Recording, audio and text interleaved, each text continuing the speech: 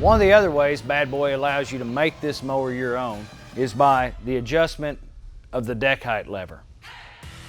First, I'm going to remove the deck height lever pedal, set it aside, raise your floorboard.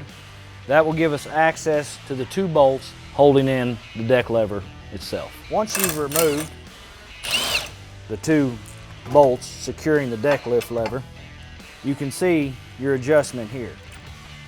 Reinstall the carriage bolts into the position that you want. Tighten down your hardware.